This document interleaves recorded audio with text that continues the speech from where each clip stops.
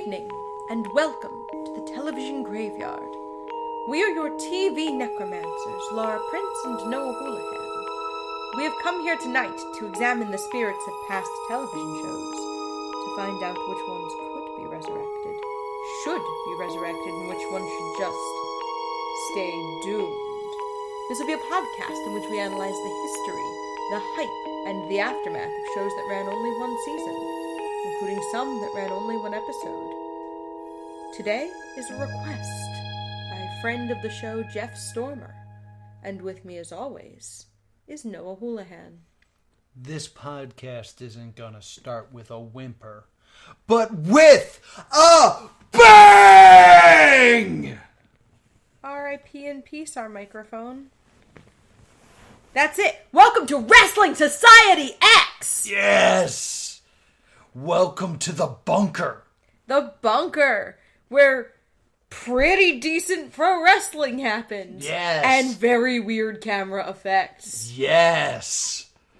I am so excited to talk about Wrestling Society X. So we're doing things a little differently this episode, in that Noah comes preloaded with a lot of professional wrestling information. Yes!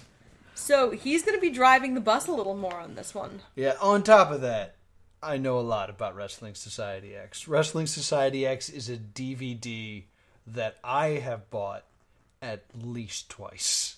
And I bought you at least once. Yes. Because I bought this DVD from my good friend Mike for Christmas. And I didn't see him at Christmas time. So I opened it and I watched it. And then I had to buy him another copy.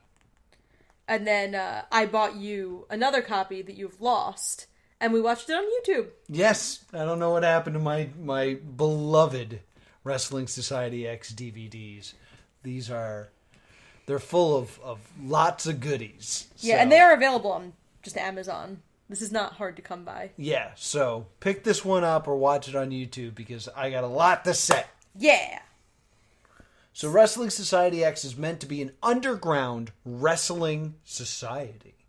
And it's anti-establishment, and it's on MTV, and it only runs a half hour. Yes. And that is very important to keep in mind as we talk. And it runs a quick half hour. Yeah, it sprints a half hour. Because each episode is actually only 20 minutes long. Mm-hmm. Usually a standard television episode runs 23 minutes long. Yes. 7 minutes is usually standard for commercials.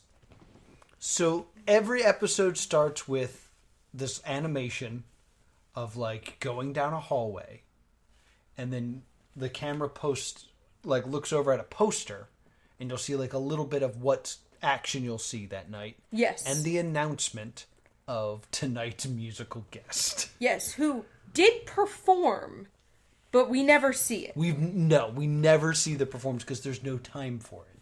It definitely feels like they thought they were going to get an hour. Yes. And they didn't. They also do cut up the matches quite a lot. Yes. So I have to just say this, that the DVD menu is walking down that hallway. Yeah. But without the music and without the posters. So it's just like sound effects of walking down a hallway, like, ooh, ooh, ooh, and then just stopping and staring at a wall for a moment. And then walking down the hallway more. Huh. So we then get our host. Welcome to Wrestling Society X. My name is Chris Claus, standing next to Brett Ernst. And tonight, our main event, the first ever WSX Rumble. That's right, 10 men will enter the ring with one mission, and that is to grab one of two contracts suspended 20 feet above the ground to solidify themselves in a match next week to determine who will be the first ever WSX champion. Would you believe me if I told you that one of them is not a wrestling commentator? I'm going to guess it is Brett Ernst. Yeah, Brett Ernst was a stand-up comedian that got pulled into this. He's also an actor whose credits are not anything really to write home about. No, he didn't do anything good. But every once in a while I see that he's at Helium, and I'm like, it's the guy from Wrestling Society X. Huh.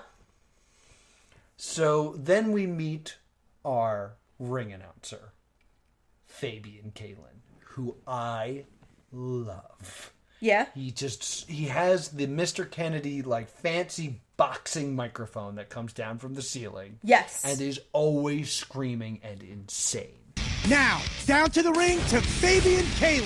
Welcome to Wrestling Society X! Tonight, the world of WSX begins! And it begins not with a whimper, but with a bang!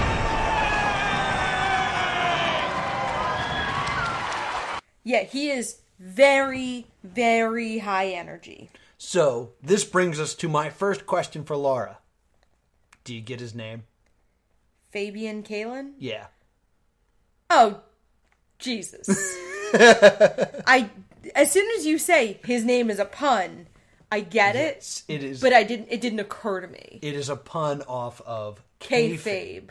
which is a word meant for the protection of professional wrestling as a legitimate sport. Yes. So anyone that broke the legitimacy would be known as breaking kayfabe. Yeah. And Fabian Kalin is our ring announcer. Now, And he slowly appears to go crazy over the series. yes, funny you bring that up. Okay. When the show was originally pitched to MTV, they were like, this is our ring announcer. He's going to be like a ringmaster of like a dark circus. Mm-hmm. And they're like, we hate that idea. We want him to be like a rock star. So they were like, fine. So they dressed him up in just like a button-down shirt and made him like a rocker. After they filmed the pilot, MTV was like, we hate this. Go back to the ringmaster idea. And they said, well, here's the thing. We can't just change him. We've established him as a character. So, slowly over time, he becomes that ringmaster character. He slowly becomes Malcolm McDowell from A Clockwork Orange, right down to the makeup. Yeah, he's got the makeup. He's got the white suit at the end with the suspenders. Oh, he's so great. He's and I'm used to a very different kind of ring announcer because I've watched some of the wrestling. Yes. But I'm used to WWE's, which are very, smooth and professional. And then, some other promotions I've seen where it's Chikara. He reminds me closest to Gavin Loudspeaker from Chikara. Yes, also known as Loud Noxious.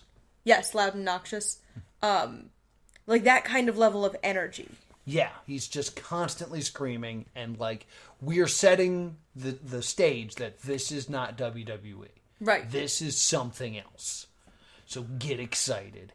And the way they set that pace is with our first matchup, which is Matt Sydal versus Jack Evans. And Matt Sydal, for those of you who are WWE folk who wandered in here, he's Evan Bourne. Yes, Evan Bourne, or Evan Airborne. Yes. Well, he also wrestled in TNA. He was their champion for a little bit as Matt Sydal.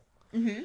Then Jack Evans is now part of All Elite Wrestling. Yeah, he was in Double or Nothing. Yes. He fought the Best Friends. Yes, he did. And my first independent wrestling show I ever went to, he wrestled the first match. So I was always a big Jack Evans fan. So when I turned this show on the first time in 2007, and it started with Jack Evans, I was like, oh, this is gonna be great. And, this was a big deal for you, this show. Yes, I love this show. I watched it every week in college. This show is so much fun. And we have our first match, which is super high flying, super flippy. And, of course, Matt Sydal has his girlfriend, Lizzie Valentine. Yes. And they were the prom king and queen. Essentially. And now they're still together. Yeah, and, Lizzie Valentine is dressed like 2007. Just picture 2007, for those of you who are, old enough to remember the fashion of 2007. It's that. It's exactly what you're picturing. It's exactly that terrible, terrible mid-2000s fashion. Yep. So they have a very flippy match that goes by super quick.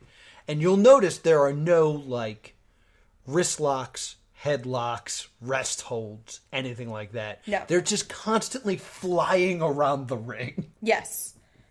And the whole match is 3 minutes, 20 seconds. Yes.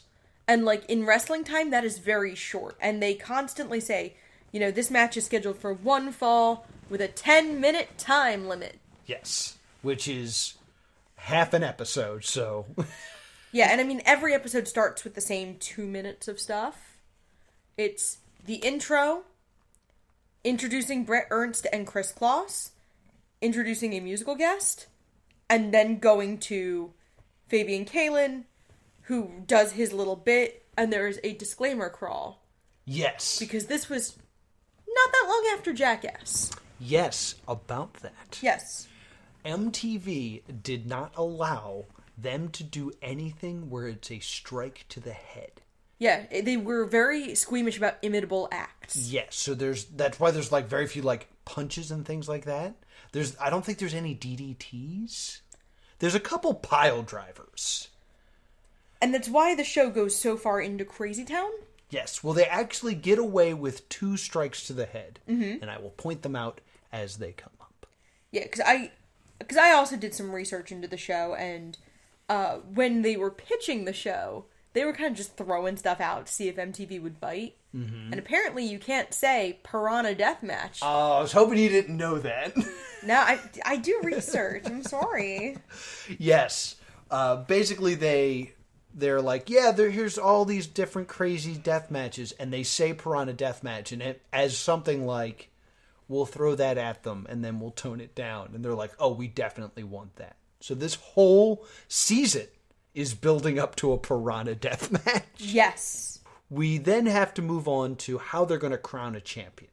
Yes. And I like this. It is a Royal Rumble of sorts, where people will be called out after a certain number of amount of time. And then if they are thrown over the top rope to the floor, they're eliminated. And once everyone comes out, there will be 2 contracts hanging above the ring. And if you go up the ladder and get them, and you get one of the contracts, you're in the title match. However, surrounding the ring is an exploding fence, some tables, and a box of live electrical wires. Like you do. So, here is where we see a bunch of people we will never see again.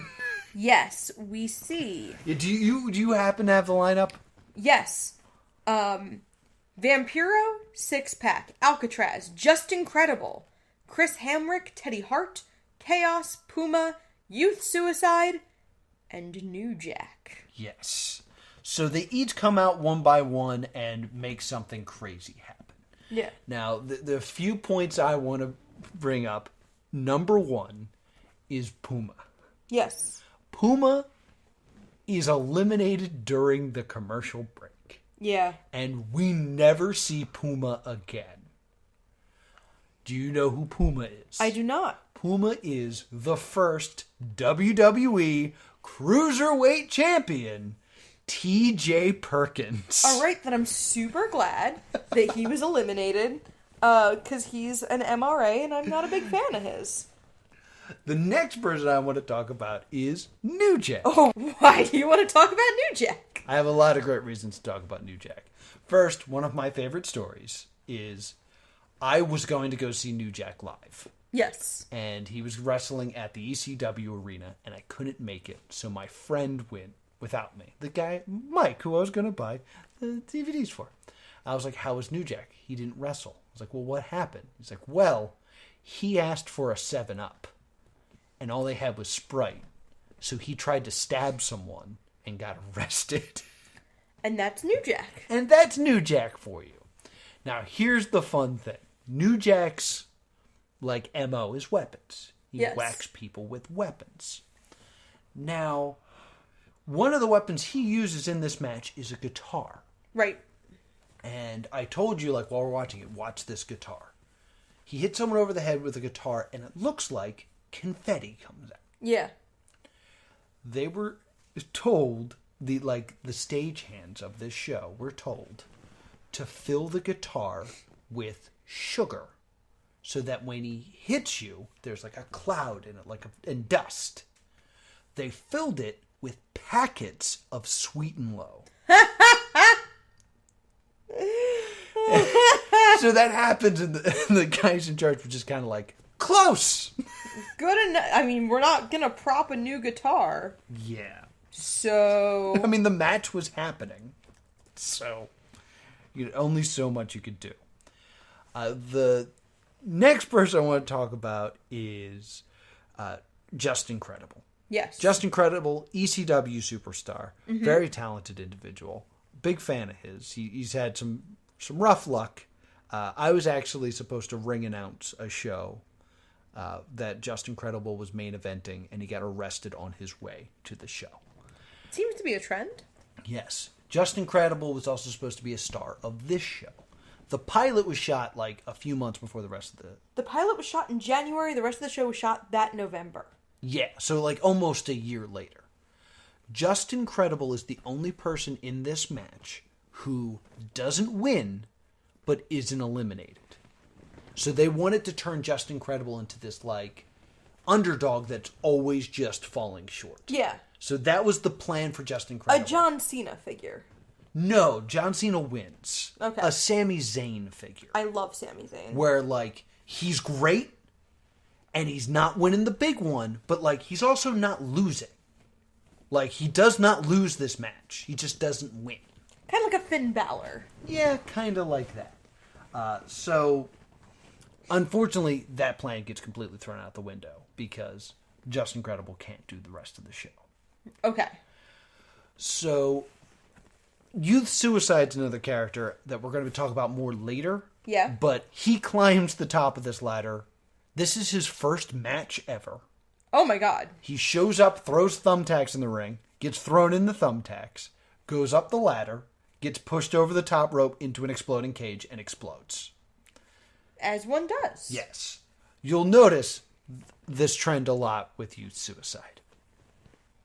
Okay. So the winners end up being Vampiro and Six Pac, who is X-Pac, or the 1-2-3 Kid, or Six, or Sean Waltman. Sean Waltman. So that sets up our championship match. Yes. That brings us to our next episode. Now, Yeah, like I said, these move quick. they move very quickly. Also, in the aired production, you know how we were saying they were 20 minutes long? The YouTube video we watched is ripped from the DVD. Yes. And the DVD and the YouTube cuts both cut the musical performance, which did appear in the broadcast. Okay, that makes more sense. Kind of like how subsequent broadcasts of all that usually don't have the musical guest. But as someone who watched it live, they don't play an entire song. They would have to be playing under 3 minutes. They would play a little bit, and then it was like, all right, get them on stage and on to commentary. But the hook brings you back. They did not play Blues Traveler. No, Blues Traveler doesn't show up. We're not going to talk a lot about the musical guests except for One or two that are a couple, good. yeah. Because most of them don't talk. Yeah, most of them don't really seem to know what they're doing.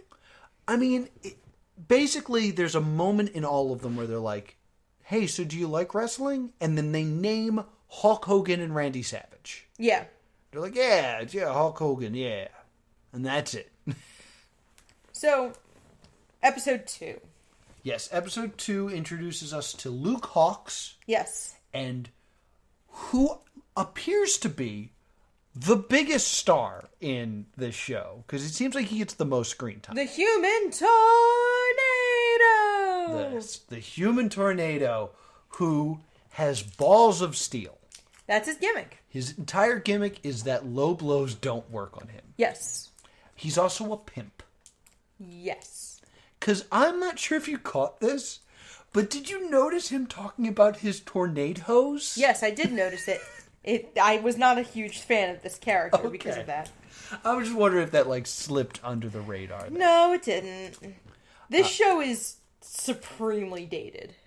Did you catch the name of the Human Tornado's finishing move? I did not. He has the pimp slap. Yes. Of course. And then he has another one called That Ninja's Dead. Whoa! Because I Having been alive in 2007, I know that people used the word ninja when they did not want to use a word that is a horrible word that you don't say. So the Human Tornado takes on Luke Hawx. Human Tornado wins. Not a whole lot to say about this match other than it's a lot of flippy, awesome stuff. Yeah, I mean, it's only 2 minutes. Yeah. We move on to the tag team division. Yes. The tag team division features Team Dragon Gate. Yes. Who were big in Philadelphia around this time. There was a lot of Dragon Gate shows. Versus that 70s team. Yes. The Disco Machine and Joey Magnum Ryan, who is Joey Ryan of the Penis Party and the Penis Suplex. Yes. Now, he does not get to use these moves in Wrestling Society This is before any of that stuff. He's just kind of a gross dude. He still did the oil and he was still hairy, but it was before his penis had gained sentience. And this is the first American exposure on TV to Dragon Gate. Yes. And, like, as much as we talk about there's a bunch of flippy stuff, these guys are so fast. Yes. Like, the way they hit the ropes is unbelievable to me. Yes. And they're fighting these disco guys who have disco balls that get destroyed in every match that they have. And also look like they're full of sweet and low. Yes. Might be full of sugar. Probably full of sweet and low.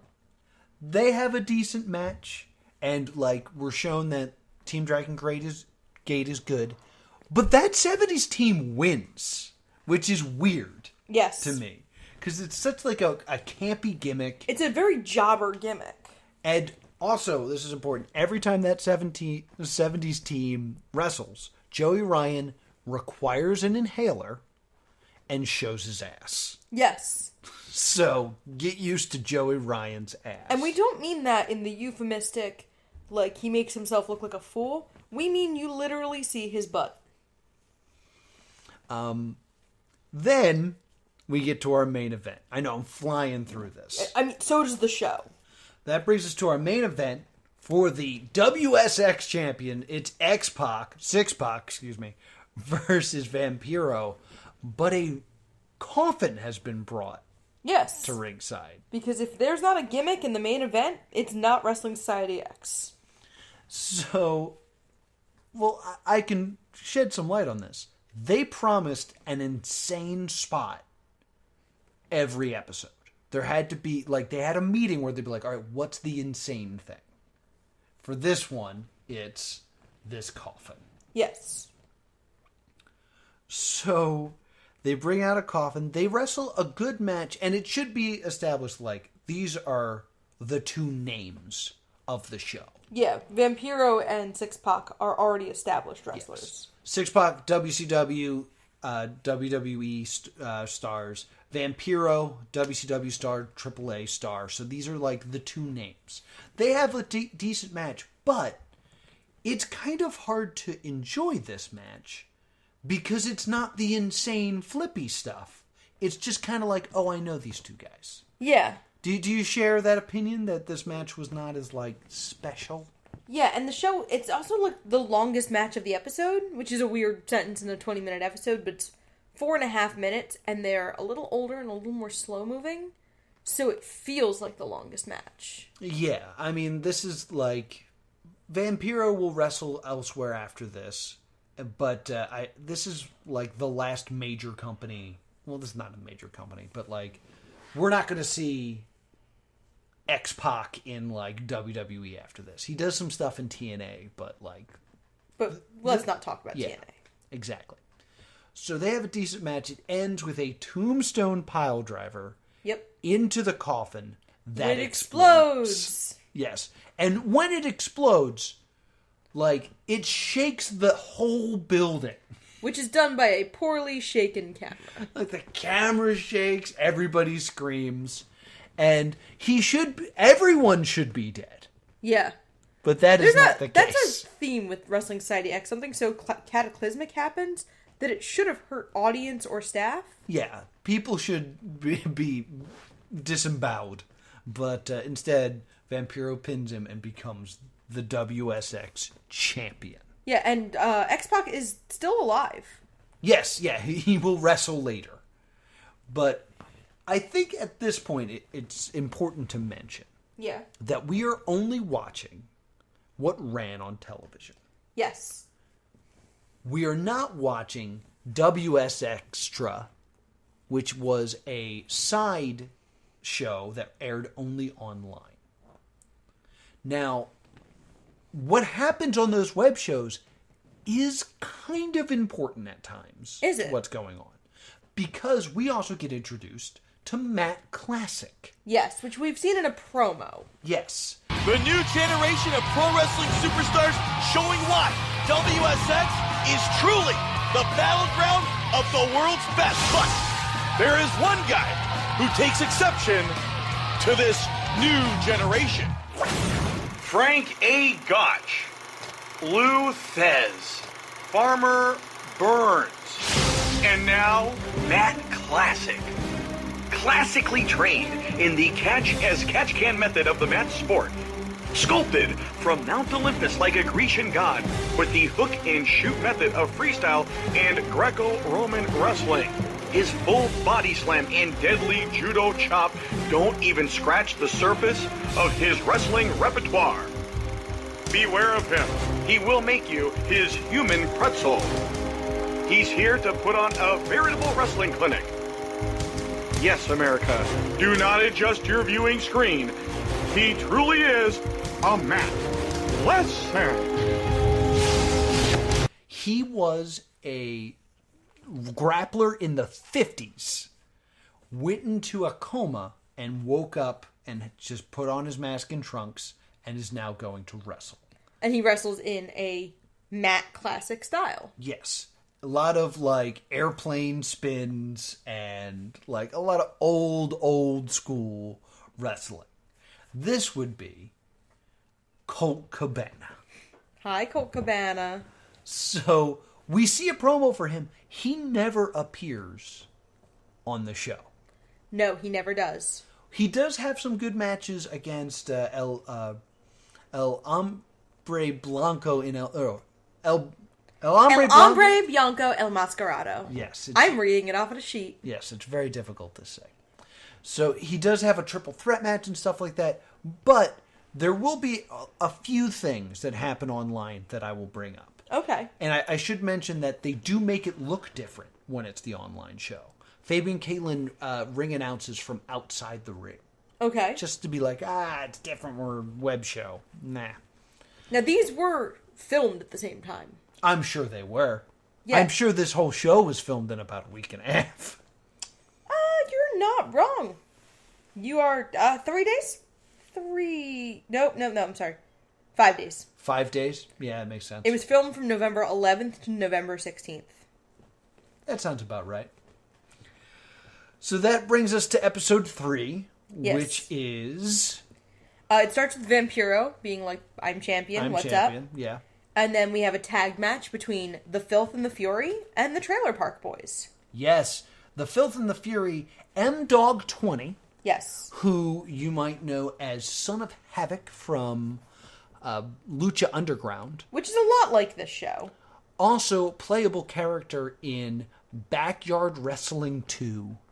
Huh. And Teddy Hart. Of Guy with a Cat fame. And the nephew of Bret and Owen Hart. He's famous for having a cat? Yes. Remember we watched Orange Cassidy and he brought his cat out? Oh, wait, I hate him. I hate him. This is amazing. I mentioned it no less than 3 times while we were watching it. Every time Teddy Hart came out, I would say, here comes Teddy Hart without his cat. It didn't, like, we watch a lot of wrestling, and, like, I don't always make the connections across companies and stuff. Gotcha. Because, like, I also tune out a lot of wrestling. So, yes, this is Teddy Hart. He is a fantastic athlete, but a douchebag. Notorious douchebag. I don't know much about him, but I know he threw his cat up in the air, and I'm not thrilled about that. Yeah, he's not very nice to the cat. The infamous Teddy Hart story, and I'll tell this very quickly, is he wrestled at CZW's Cage of Death. Oh, boy, that sounds pleasant. And he wanted to show off how great he was. So he went to the top of the cage and just did a backflip and landed on his feet. To massive applause. Okay. He then climbed the second side of the cage and did it again. Okay. And people were like, right, cool, awesome. He then went up the third side of the cage. Why? And did it again to basically silence. Like, yeah. We get it. We know you can do this. He then went up the last side of the cage, climbed to the top, and threw up on the audience. Why? And then, well, he was dizzy because he was doing all these flips. So he gets to the top and he throws up on the audience, and then does a perfect backflip. What? Cage of Death has never quite seemed like my cup of tea. CCW. I used to go to those shows. They're super fun. M-Dog 20 was not supposed to be his original partner. Right. His original partner was supposed to be Pac, who is known in the United States mostly as Neville. Yes. Or Adrian Neville. Yes, NXT's former champion. The Neville. man that Gravity forgot. Yes. And the man that the visa office forgot. Yes. For this show. Couldn't get his visa straight. And they will be taking on, I've already forgot because we spent so much time. The Trailer Park Boys. The Trailer Park Boys. Nate Webb and Josh Abercrombie. Yes, featuring Nate Webb, who comes out to weed us when he wrestles these days, who I love. Nate the Spider Web. Trailer Park Boys, great gimmick.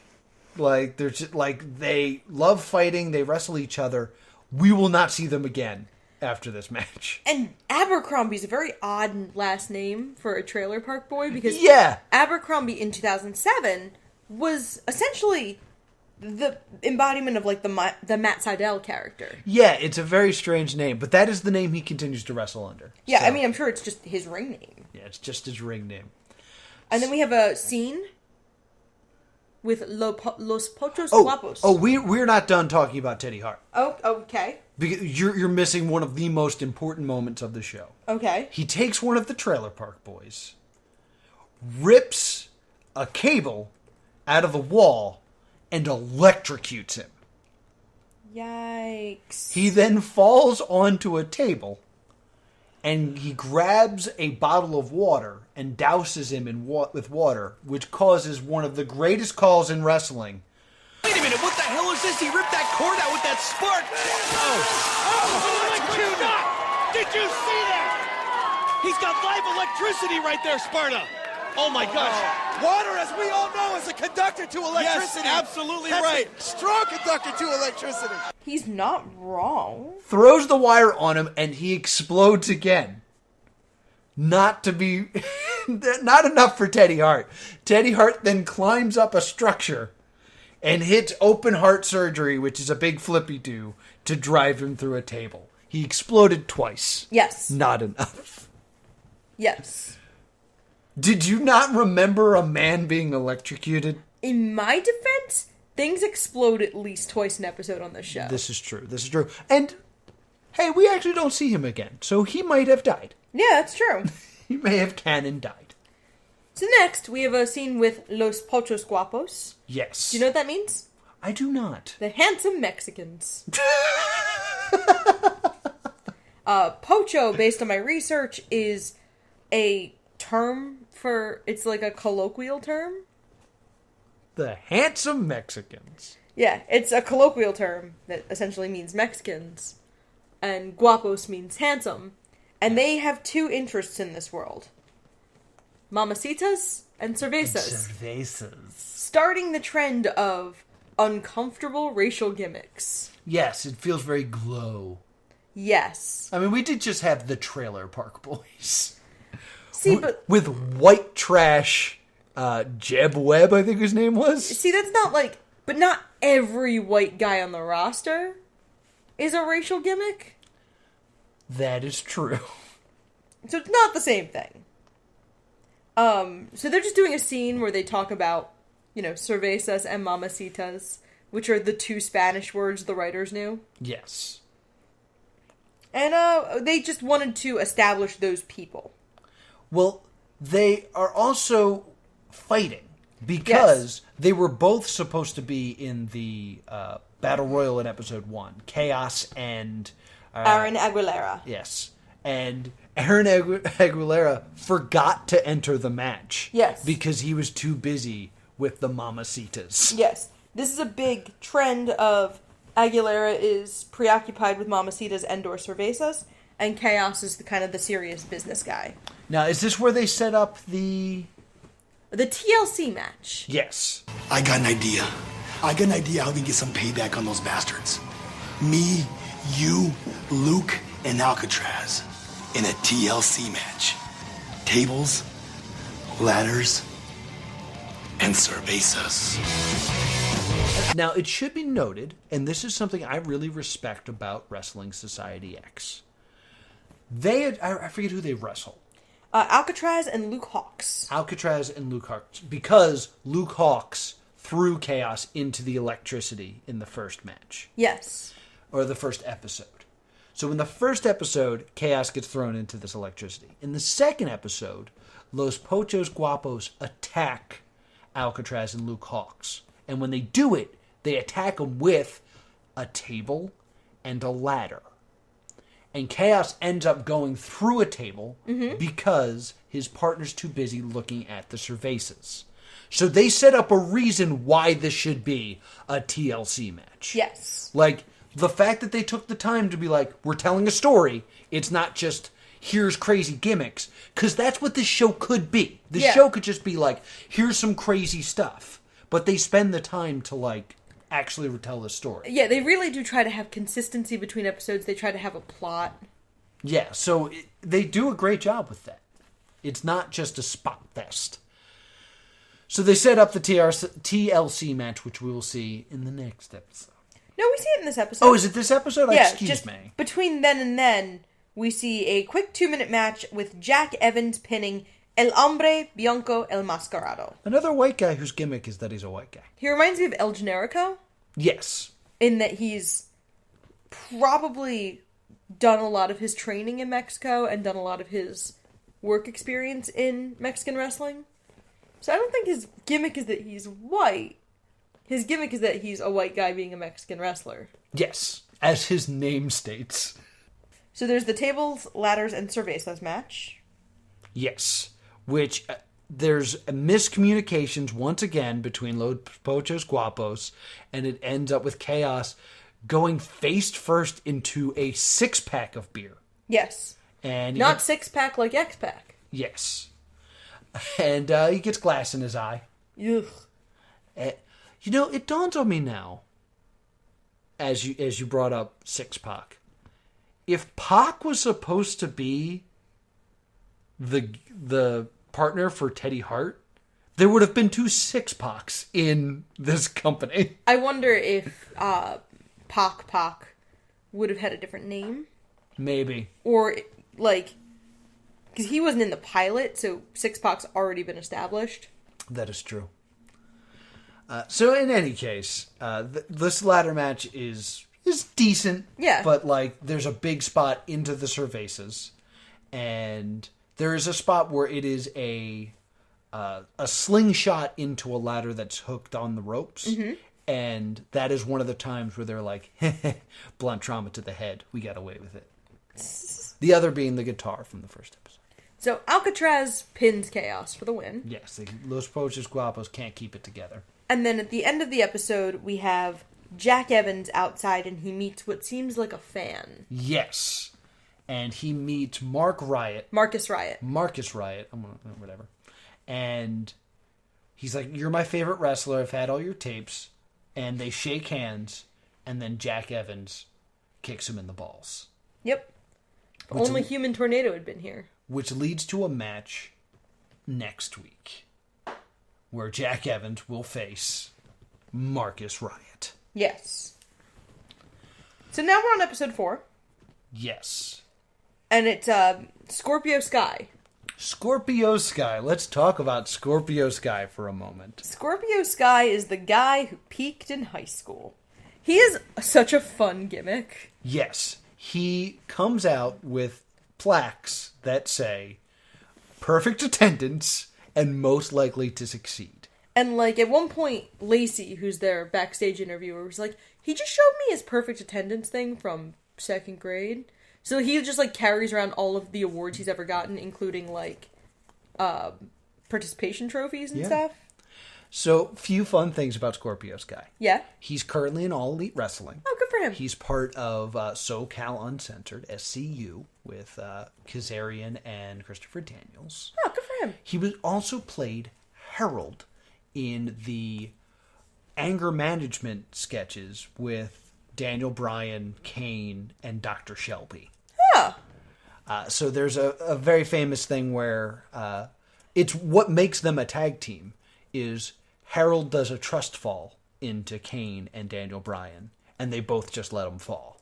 And they're like, maybe we do have something in common as a team. How heartwarming. The other thing is how Scorpio Sky got his job at Wrestling Society X. Okay. He put in his resume to be one of the wrestlers, and under, like, other skills and talents, he wrote, most likely to succeed in high school. That legit is something that he earned in high school. That's kind of fun. And I forget the exact story now, but the creators of Wrestling Society X were talking about, like, this idiot who put that on their resume as they were, like, driving around. And Scorpio Sky called into the radio station they just happened to be listening to. And they were like, oh, this is a sign. We got to hire this guy. So they hire him as the salutatorian. Yeah, I like him. He's ridiculous. He loses in 3.5 minutes to Matt Sydal. Yes. And they talk about how it's heel versus heel, but they're just... They ran out of people. Yeah. Yeah, that's essentially it. And then we, like, flash back to Jack Evans being attacked outside, which is important. Yes, because they're setting up for the match with Marcus Riot. Yes. And is that the next match that happens? I believe so, yes. So, Jack Evans wins, and he beats Marcus Riot. Yes. What was supposed to happen next was a scene where they go back outside, and Marcus Riot is like, thank you so much for letting me have the match. Jack Evans shakes his hand and goes to kick him in the balls, and he dodges it, showing that Marcus has learned something. And then Jack Evans punches him in the dick. MTV in 2007, ladies and gentlemen. The exact wording that I got about this was, we went to go film it and went outside, and Jack and Marcus were doing something very illegal. Ooh. And thus we couldn't film it. Ooh. Illegal horse betting? I bet it has something with substance involved. Does it rhyme with steroids? That's all they say. Oh, okay. But if you look at Jack Evans, I doubt it's steroids. Fair enough. Yeah, he's like... If you look at his eyes... Oh, yeah, fair. Okay. And the rest of his body, yeah. So then we have a tag team match. Player. It is Ruckus and Baby Slim. Yes. Who are two wrestlers of color who are in a tag team called Keepin' It Gangsta. Yes. They were also known in CZW, at least Ruckus was, I'm actually not sure about his partner now, as the Blackout. I don't believe he was in CZW. But I know Ruckus was. Ruckus Yes. was one of my favorite wrestlers. And they have a blinged out ladder. Yes, which is pretty funny. It is so blinged out that it sparkles every time it's on camera. Yeah, it's adorable. Yeah, it's great. And they have an open challenge.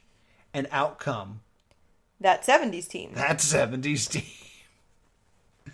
And they get their disco balls broken. Again. Yes. And do they actually beat that 70s team? I think they do. They do. Yes, they beat that 70s team. So you have a team that is already established as a winner. that 70s team because they beat Team Dragon Gate. They lose to Keeping It Gangster, and then we never see them again. Yeah, and then we get a promo from Eric Cannon. Yes, the anarchist, my man! Eric Cannon is probably the person I know best out of all these people. Really? Yes, he wrestles for Chikara. Oh! Yes. As Eric Cannon? As Eric Cannon, yes. Oh. He was most recently at the last show we did in North Jersey. Okay. And he tagged in a Golden Dream match where everyone who was in the match had held the Young Lions Cup. So I know Eric Cannon, and he's the best. Oh, well, that's a delightful thing. So he's currently an assistant coach at the Academy School of Professional Wrestling. Yes. With Ken Anderson. He's awesome, and he's the anarchist, and he's going to be debuting next week. Yes. He's going to kick some butt, and that's basically the end of that promo. And then there's supposed to be a match with El Hombre Bianco Enmascarado. Yes. So white. Which, I need to point this out. He does like this pose where he like raises his hands up. Yeah. During his like introduction, he's on the top turnbuckle and he does that pose and he sneezes. I just love that happens. And that it's not like reshot or anything. Yeah, he's just like... You know, it's weird. I can't think of it. Like, I've watched a lot of wrestling with you, and I don't think I've ever seen another wrestler sneeze in the ring. I've never seen someone sneeze. Yeah, it's super weird. Cornelius Crumbles, but other than that. But then the match is canceled, and Six Pack cuts a promo, and then Ricky Banderas comes out. Well, Vampiro comes out first. Yes, okay, Vampiro comes out first. Yeah, because Six Pack is upset that he lost the title. He didn't win the title. Yes. And then Vampiro comes out to face him. And then we meet for the first time Ricky Banderas. Yes. Who is a huge monster, and part of his face is burned. Yeah, I can't believe it's not Kane. Yes, exactly. Ricky Banderas is actually wrestling for Lucha Underground as Mil Muertes. Oh, I've heard of him. Yes. So Ricky Banderas comes out and brawls with Vampiro. He's got some sort of vendetta against him that we don't quite know yet. And he throws a fireball at Vampiro. Yes. This is the single most important moment in Wrestling Society X. Go on. This is what gets them canceled. Is it? Yes. Entirely? They were like, you can't have fire. Like, kids are going to throw fire at each other. On top of that, how you do a fireball is you take a piece of flash paper. Okay. And you light it on fire and you throw it. And okay. It goes, and then it's gone. Yes. When you do it, you use a piece of flash use paper. one or two. Ricky Banderas used 3 packets. How many sheets to a packet? 36. That's 108 sheets of paper. Yeah. So when he did this to a Vampiro, he lit his head on fire. Oh no. And like they had to do a bunch of like special effects and distortion because the fire burned for so long. So they were like, MTV was like, you guys are nuts. No, absolutely not. You guys are done. And this is like the moment that gets them fired. Which is very, it kind of reminds me, this is going to be a weird comparison, but Moral Oral. Where the network wants it to be crazy, and then when crazy is delivered, they're like, whoa, whoa, whoa. Yeah, this is too crazy. So we then end with Ricky Banderas looking into the camera, saying, you did this to my face, and his eyes light up like the Total Eclipse of the Heart video. Yes. The next episode starts with Ricky Banderas doing a promo explaining that they had a match before, Vampiro and Ricky Banderas, where he rigged my coffin with explosives. Yes. And burned his face. He's speaking English. Yeah. But they subtitle him because yes. He's so hard to understand. Vampiro, what? You didn't recognize me. We had a war, but you rigged my casket with explosive. And this, Vampiro. This is the result. Six-Pack has no idea how lucky he was that he could have suffered the same fate as me. Vampiro, your days on Earth are numbered. So, for the title, it will be Ricky Banderas versus Vampiro next week. Yes. So, that's how we open this episode. Yeah, this is they start having more segments per episode right around now. Yeah, that's about right. So the next one is The Filth and the Fury, Cat Thrower Teddy Hart and Matt M-Dog Cross, M-Dog 20. beat Team Dragon Gate. Yes. And as a result, because they have lost too many times... They're apprehended by a man and thrown in the back of a unmarked white van. Yeah, they get kidnapped and just taken away. And we don't see what happens to them yet.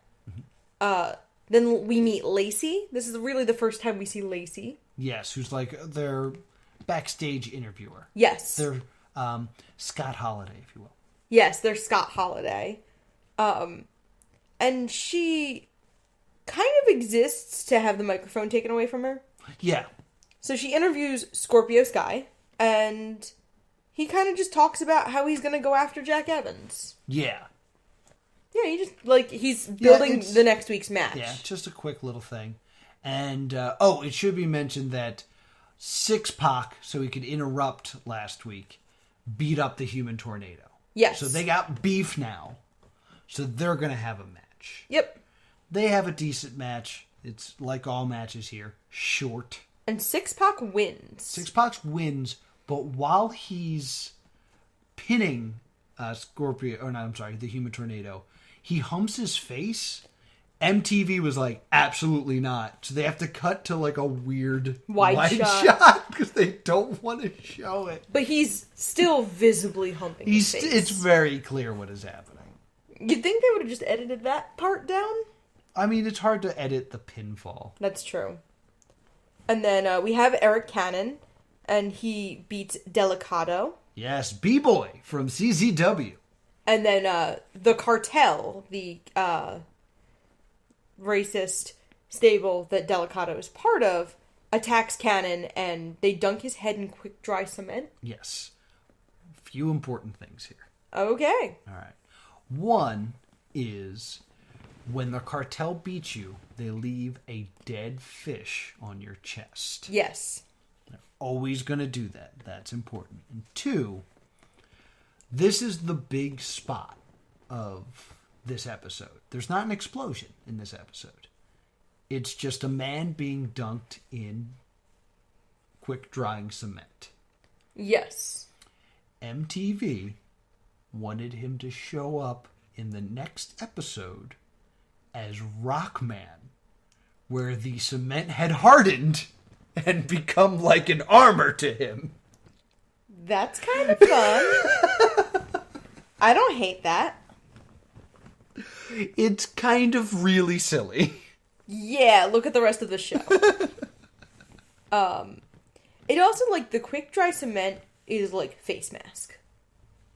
Oh, I actually remember, finding out what it was. It's like cornstarch. Yeah, it looks like cornstarch. Yeah, that's great.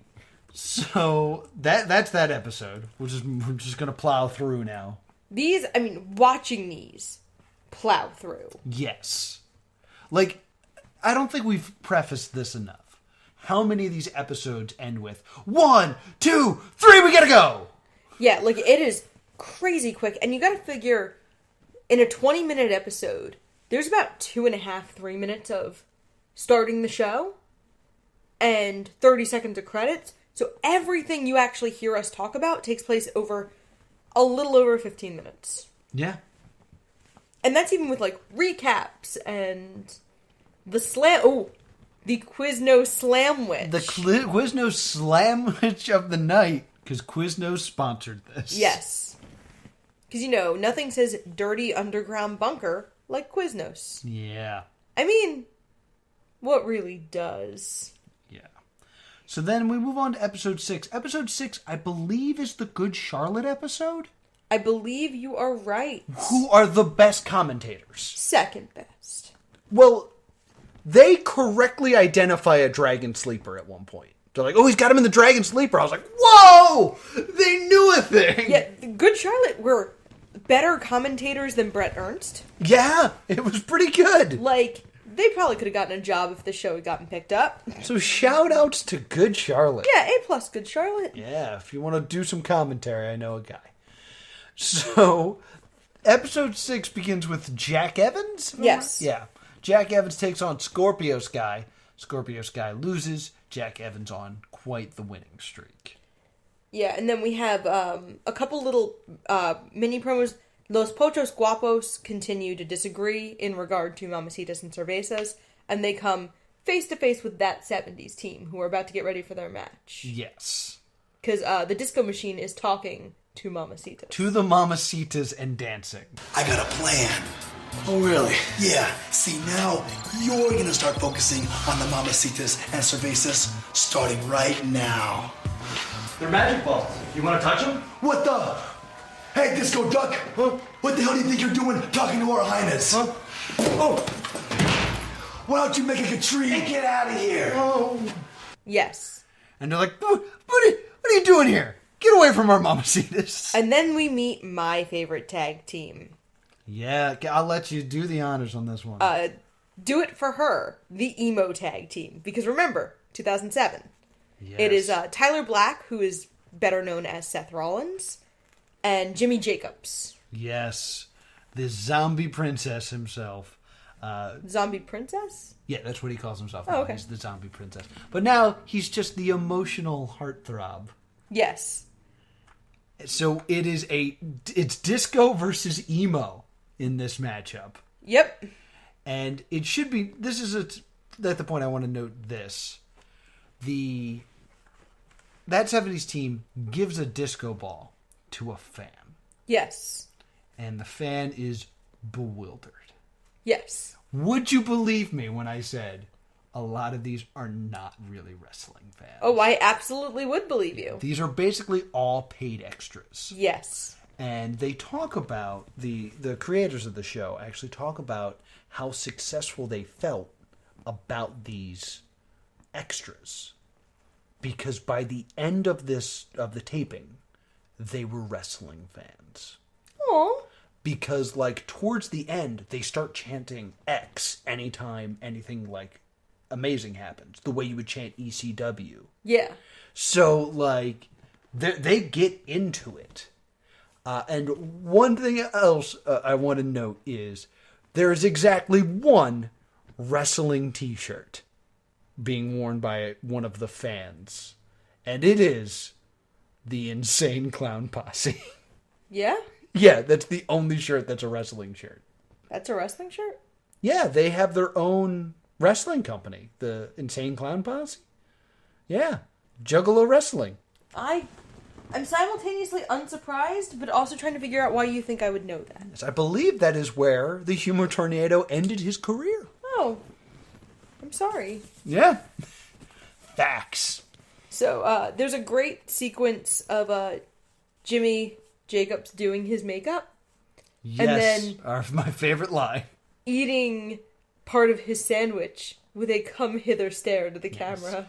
Jimmy Jacobs can't hit the ring without putting his makeup on, or he gets taking a bite of his Quiznos. That 70s team and Do It For Her have a match. Yes, and that 70s team pulls off a victory. Like, it's very interesting to watch Joey Ryan defeat the current Universal Champion. I mean, Jacobs eats the pin. Still, it's still very odd seeing the current Universal Champion pull down Joey Ryan's pants. That is true. Yeah. And then we see what happened to Team Dragon Gate. Yes, they've been abducted and they're being tortured. And they're definitely in someone's garage. Yeah. It's in, like, this plain white room that's, like, very clearly part of someone's house. And they're, like, they have clothespins holding their eyes open. Yeah, and they're being forced to watch things. It's effective. Yeah. And then we see an argument between the members of Do It For Her. Yes, because Seth Rollins hates disco. And Jimmy Jacobs is like, just, put it into words. I could have found love out there, man. And there's a great pattern to this scene of every time Jimmy Jacobs speaks, there's a like soft acoustic underscore. Mm-hmm. And every time Tyler Black speaks, there's like a hard metal guitar that is punctuated by him doing some very metal screamo. Jimmy, where were you out there tonight? Bro, relax. Dude, I know we lost, but I got a plan.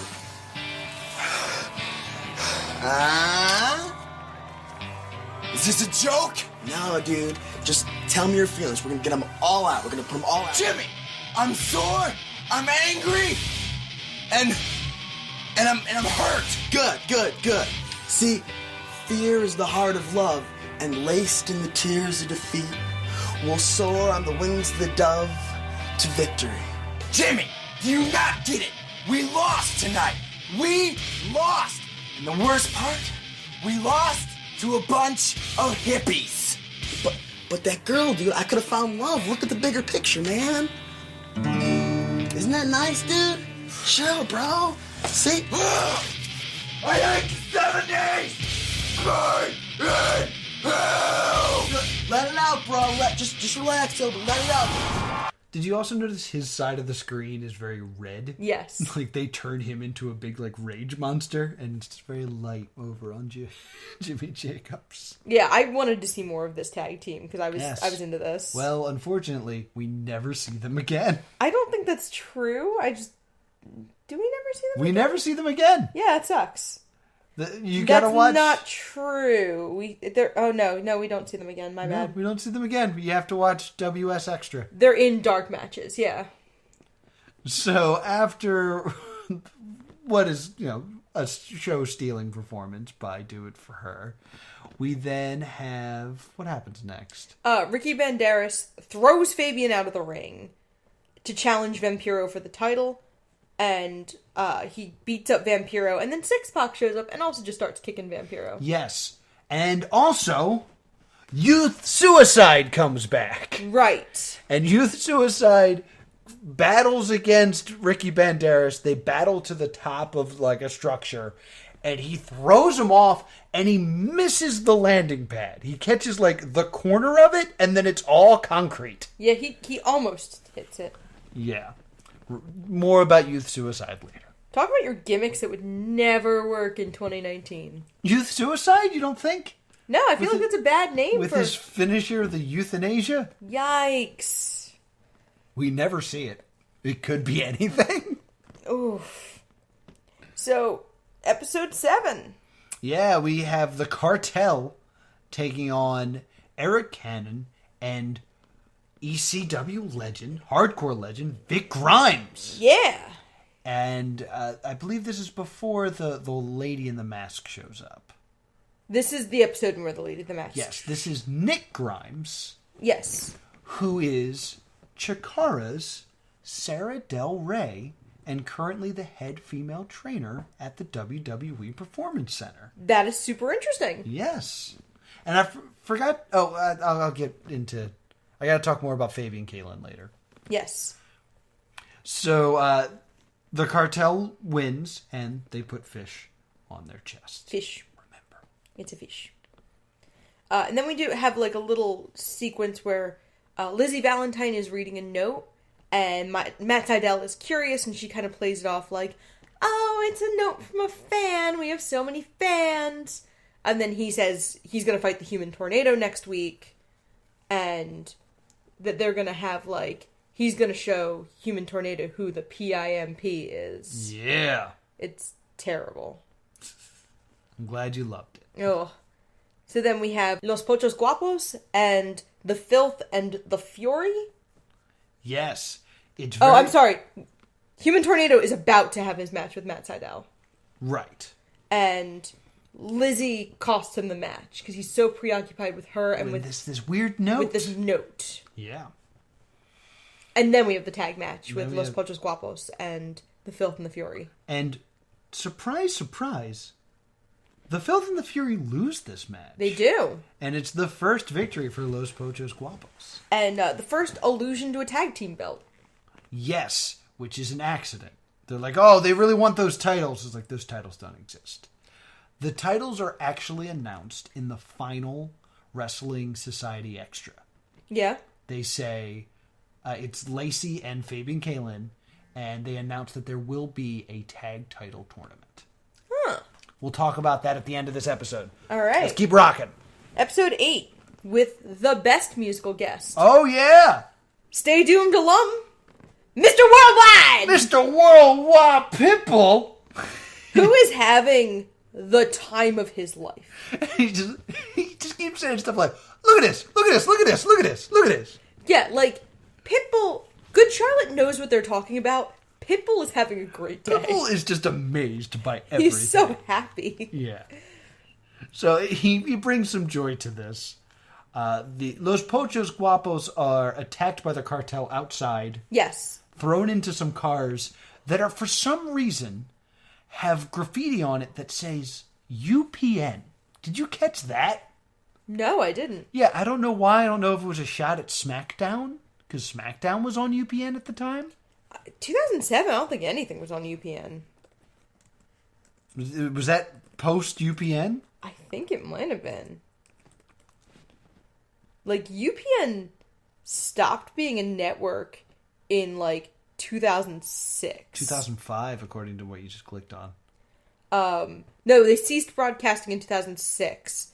So they ceased broadcasting about 2 months before this shot. So it might have been like a tribute to UPN. Maybe. That makes sense.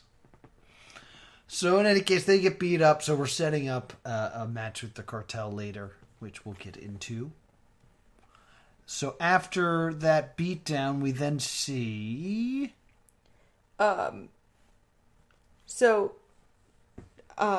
Human Tornado and Jack Evans are talking to Lacey, and they're planning to have a dance-off.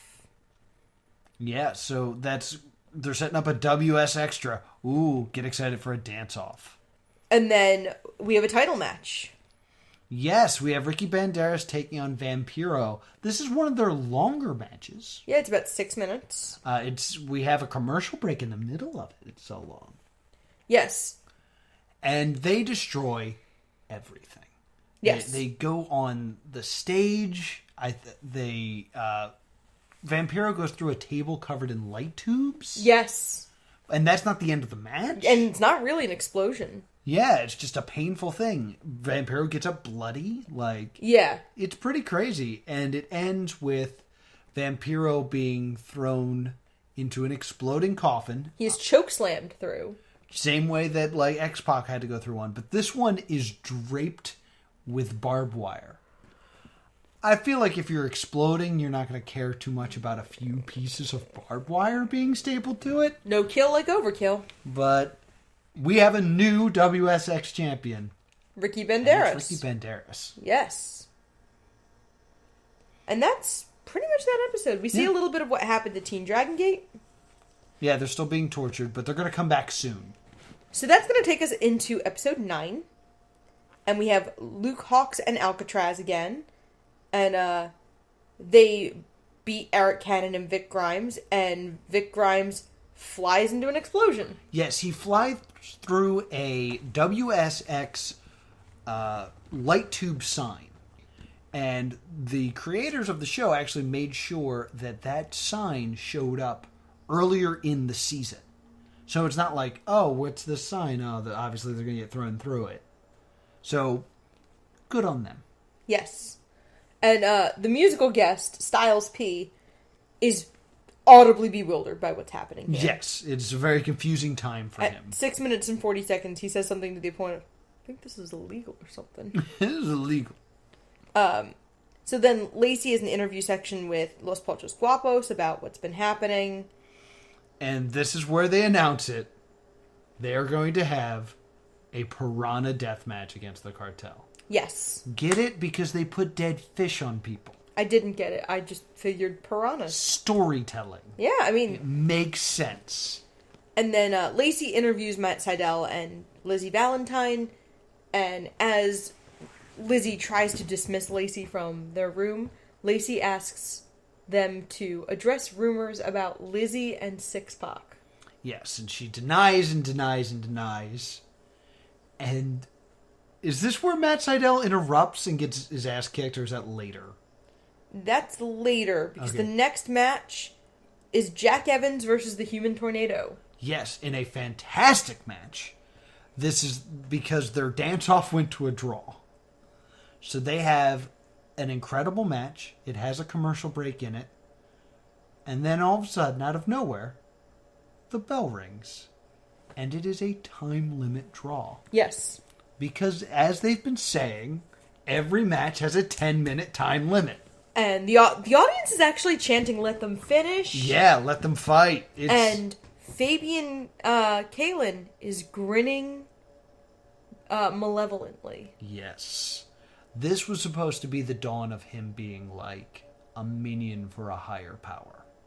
That was going to be like the ruler of Wrestling Society X. Ooh. Yeah. And then we see the hot second of Matt Classic Yep. existing. He still exists. And then Team Dragon Gate cuts a promo in Japanese that does not have subtitles. Yes, so we don't understand it, but they're going to try to make their big re-debut by fighting the Filth and the Fury In an exploding cage match. in a exploding cage time bomb match. Yes. So that's what we're set for the season finale. 2 death matches. Yes. Now, that's the last episode that ever airs. That is the last episode that ever airs. So the last thing we see as the MTV audience is setting up 2 really cool matches. Yep, that never happened. But we do have it because it got released on the DVD. Yep. And Newfound Glory is here. Yeah. So we have, again, this is a 20-minute episode. We spend 3 minutes recapping the rest of the season. Yes. So this is this moves in like a breakneck pace. Yeah, but we get a lot of good stuff here. So we have the cartel match where they bring out a case of piranhas and you have to be thrown in. The lid has to be put on for a 3 count. Yes. Now, Laura. Yes. Would you believe me if I told you those were not piranhas? I absolutely would, because they don't look like piranhas. They are just fish. Yeah, like, they show you the fish. They aren't piranhas. So... They're what was on sale at the PetSmart. Yeah, so...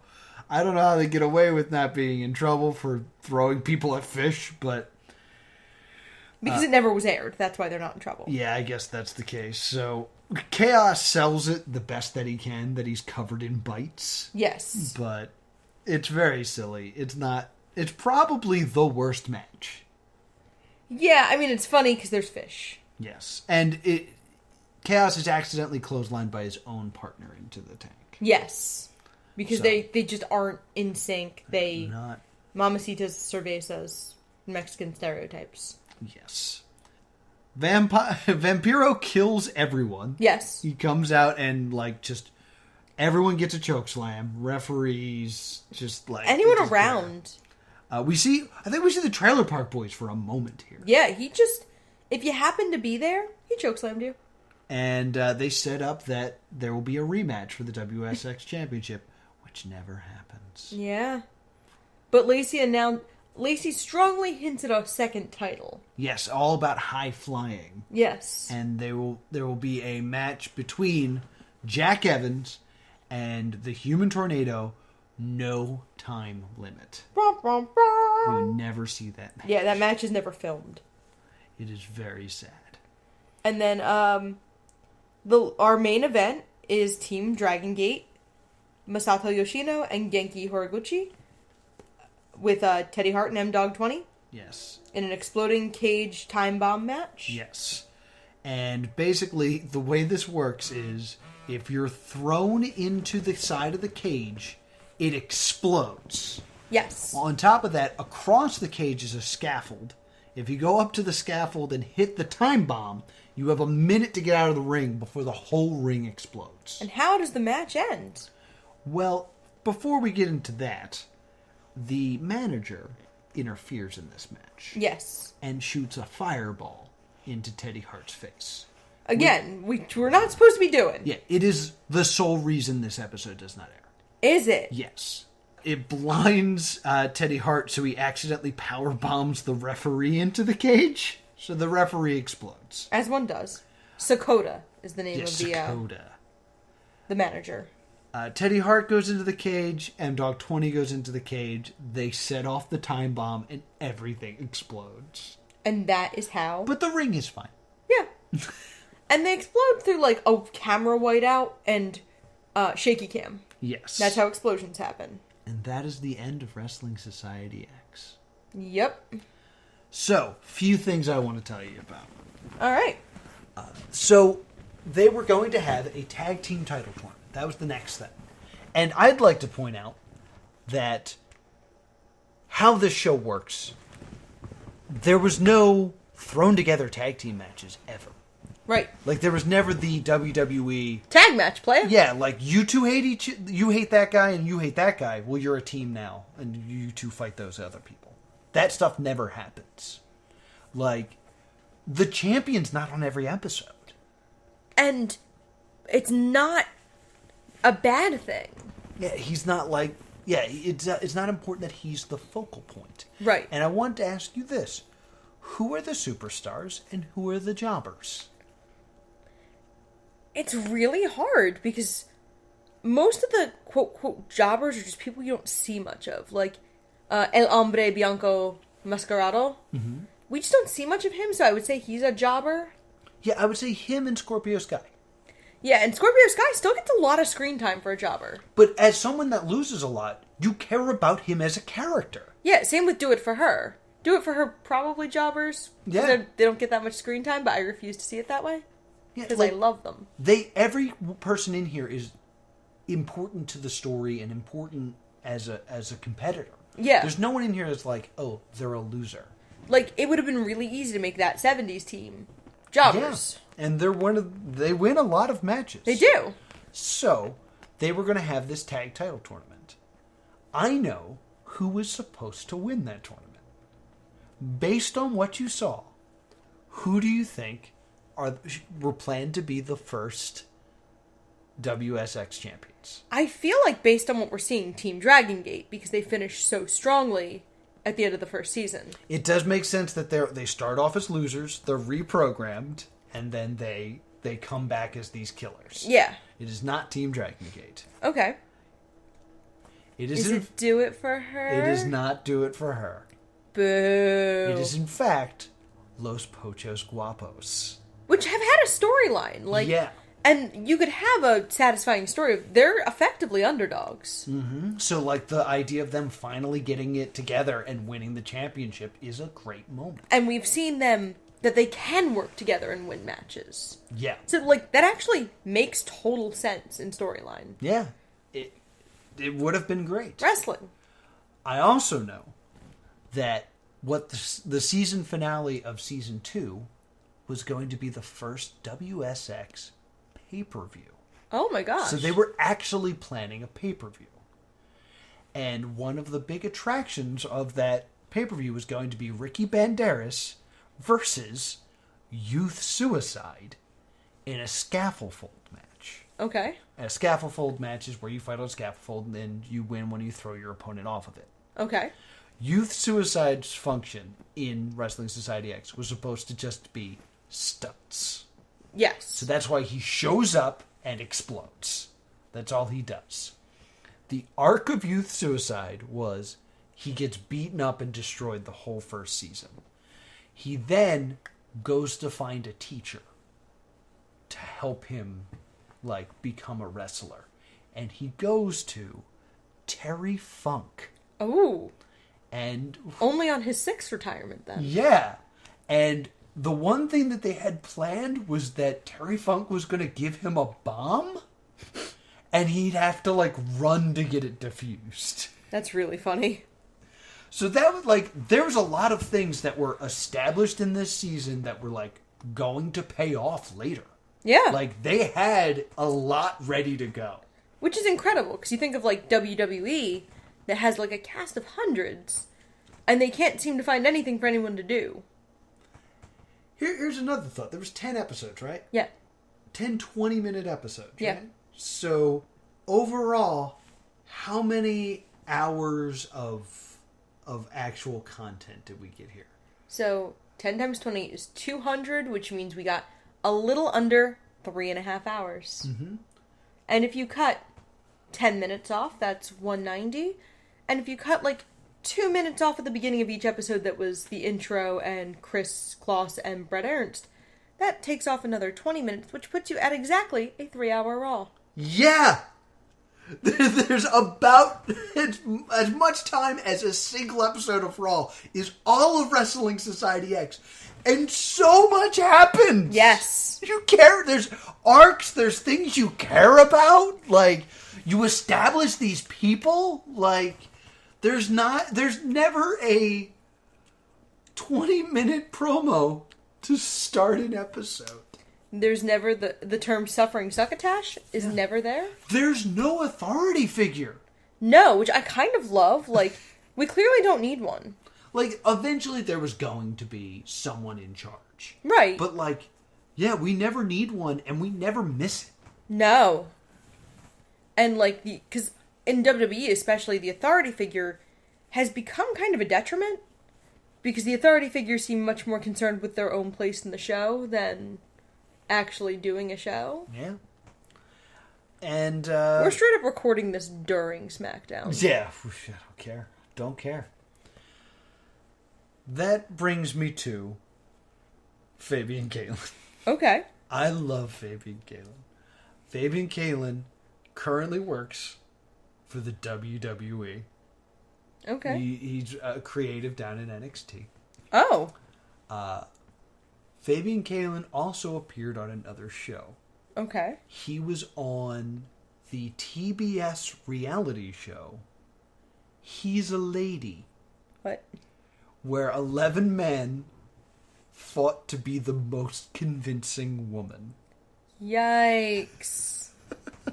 Ooh, that ages poorly.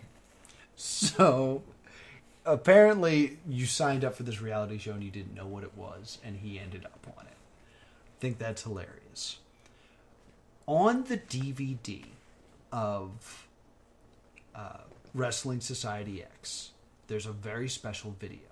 Mm-hmm. And it starts by saying, we asked Fabian Kalen to make a video telling us his thoughts of Wrestling Society X.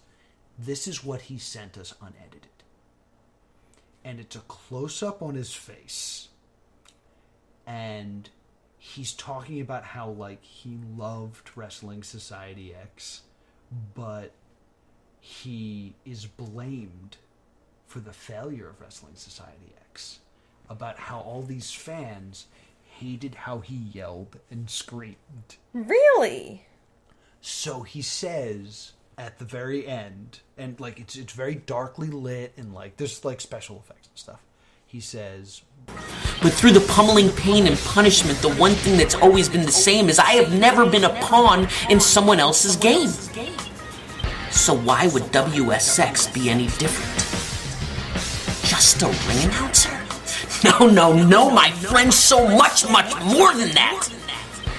For a WSX, the puppet strings were always pulled by a puppet master. A master of ceremonies, if you will, whom derived entertainment through the chaos and commotion through the world of WSX brought. A sick and twisted, manipulative and maniacal mystery of a man, mesmerized by misery and enthused by excitement. Do you get it now?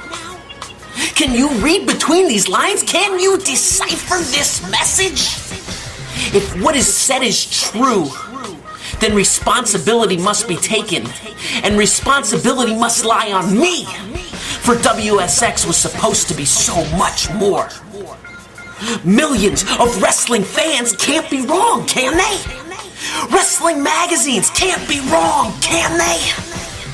Marks and smarks alike can't be wrong, can they? for the responsibility of the failure of WSX. According to you, the fans must lie on me. Many of you say it was the shouting, the running around the ring, the yelling, the intensity that spewed through my skin, distorting for some the words created by my tongue. So what would be the responsible thing to do? And then he cuts his tongue out. Yikes.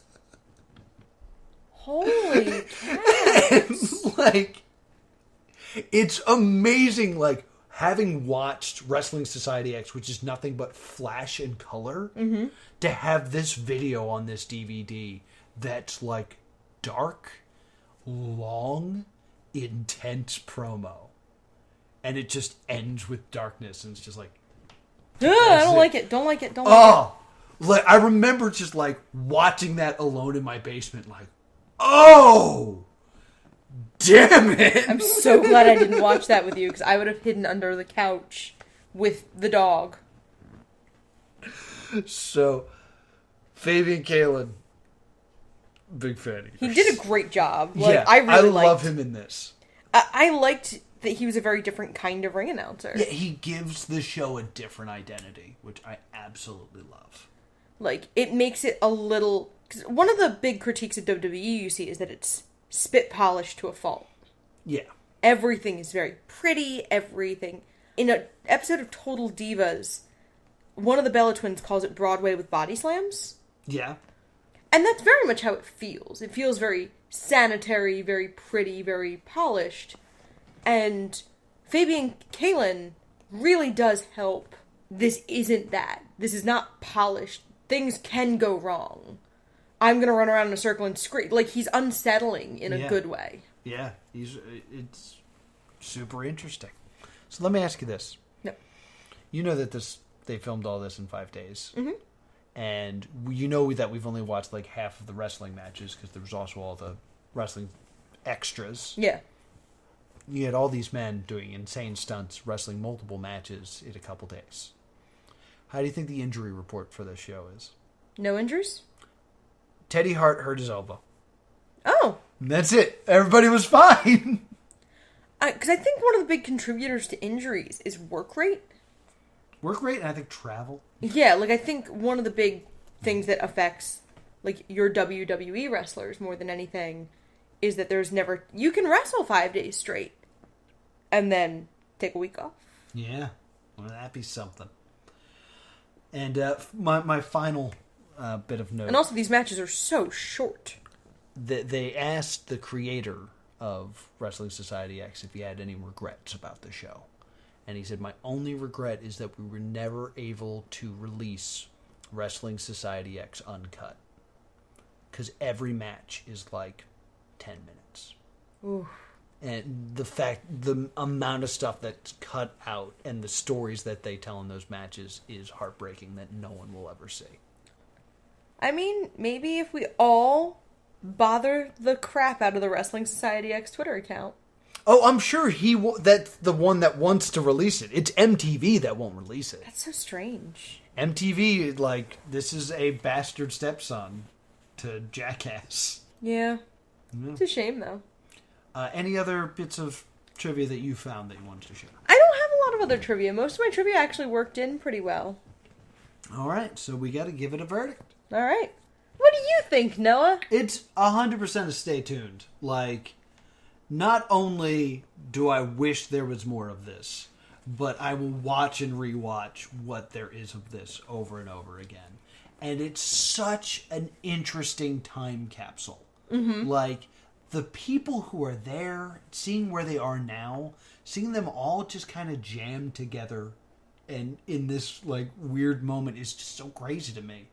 And I'm a big fan of a YouTube called Wrestling with Regret. Yes, and he did a show on this. He did a response to it, and when he did it, the only person that people knew was Seth Rollins. Like, looking back now, and you know who Scorpio Sky is, and you know who Jack Evans, Joey Ryan is. Yeah. Like, seeing all these people there at this time is just, like, mind-blowing. Yeah, I'm going to go ahead and say it's a stay tuned, with the comment that this is something that you could revive next year and bring back. Like, this is one of those weird shows that, like, is not only a stay tuned, but a why not now? I think the spiritual successor to this show is Lucha Underground. Absolutely. That where same... it's just like, we're in the same place every time, the temple. Like, it's about high-flying, big spots. It's syndicated. Like, there are seasons. Like, there's a lot of good stuff here. Yeah, I absolutely agree that Lucha Underground takes a lot from Wrestling Society X. But I think it's a stay tuned, and I think that maybe MTV should consider bringing it back. Yeah, get back to that. Like, there's so much wrestling right now. Why not more? Yeah, and like, this is such a different, weird thing that could be a lot of fun. Absolutely. Theme episodes. What are we doing next week, Laura? Next week we are doing the Adam West classic, Look Well. Yes, Adam West, my boy. Adam West, Adam Westing at his Adam Westiest. Very excited for that. Where can people find us? You can email us at thestaydoomedshow@gmail.com, or you can Facebook or Twitter us at Stay Doomed. Where can people see us live? You can see us live on this weekend at Wizard World Philadelphia. Woo! We will be doing 3 shows. We will be doing comedy, we will be doing Game the Gamer, and we will be doing Stay Doomed Live. Stay Doomed Live. So come out and see us, and then the weekend of June 21st through 23rd, we will be in Oaks, PA at the Too Many Games Expo. Woot woot. Be sure to come see us there. Also, DexCon. Okay, I wasn't sure if we were announcing DexCon. And then 4th of July weekend in Morristown, New Jersey, we will be at DexCon. Woot woot. Whoop whoop.